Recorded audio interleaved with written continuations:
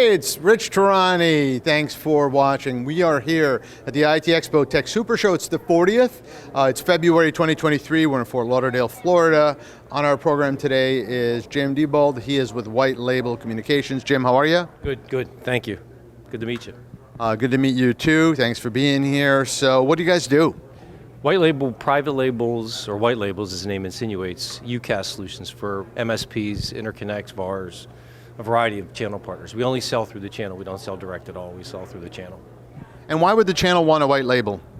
Well, the channel has three options in my opinion. When it comes to UCaaS, they can be an agent, which isn't a bad thing, but they don't own the customer.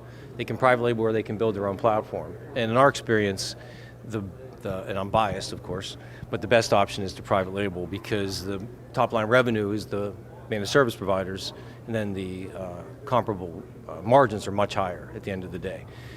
They do take on slightly more responsibility than being an agent, but at the end of the day also, the managed service providers are already providing level 1 support to their customers, they're already doing implementation, so they're really not taking on any additional responsibility that they don't already have.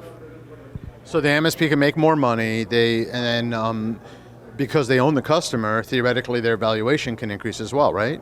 Absolutely, absolutely. So when you own the customer and you generate top line revenue, obviously it's not just about revenue, it's about EBITDA, but you can increase your EBITDA as well through providing UCaaS under your own brand. And you control, like I always tell partners, it may sound trite, but we don't fire you, you fire us, because the partner is the one who's controlling the relationship with the customer as it should be. It's their partner's customers for sure.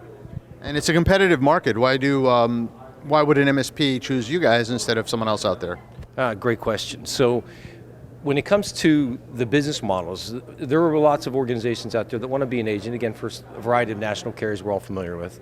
So we don't necessarily compete with them, but we do compete with other private label providers, to your point. And the reason that we are so successful, in my opinion, is twofold, or threefold actually. One is we have a superior platform itself. I think a lot of people in the UCaaS space take for granted the fact that it's so ubiquitous, UCaaS is so ubiquitous, and they kind of think it's easy to deliver services, and in reality it's not. The platform itself is, the platform we use is, we've built for the last 15 years is really, really solid. 5 nines plus of reliability, so I think that's one reason. The second reason is, when we put a partner in business to be their own service provider, which is really what we're doing, provide voice services under their own brand, they have the ability to become literally a service provider. So we provide all of the back office requirements, the sell, deliver, manage, and invoice. And it's a term I've been using for 15 years, but we eliminate the friction in the business for them. And then thirdly, we have a great support organization, onboarding team and training team. So once you sign up, it's a pretty seamless effort as far as we're concerned. A lot of times the partner has, we all know that the MSPs are working in their business, not necessarily on their business. So getting time with them to make sure that they're doing what they need to do to be trained can be challenging. But that being said, we have a lot of resources available to them. So if you're an MSP and you're not really familiar with voice, is this something they could still do? Could they still white label their communications? Yeah, absolutely. Again, it's something I've been saying for 15 years, but voice is just another data application. It runs on the same infrastructure that the managed service providers are already managing, right? So they have a stack of services, you put UCaaS in there, it opens up other opportunities for them in the other areas of their stack, security, network infrastructure. You really shouldn't be, as an MSP, focused on just hooking phones up. You should be evaluating the customer's network to make sure that they can handle the voice services. I think one of the problems that the national providers run into is they don't have the luxury of being able to do the due diligence necessary to make sure the customer's infrastructure can support the UCaaS solution. And that's not their fault, it's just the reality is they're remote and the customer's local, but a lot of my partners are local. So they have the advantage of being able to go on site if they have to, or at least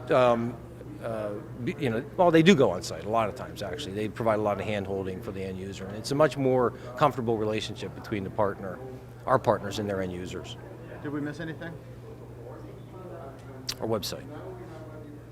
So our website is www.whitelabelcom.com.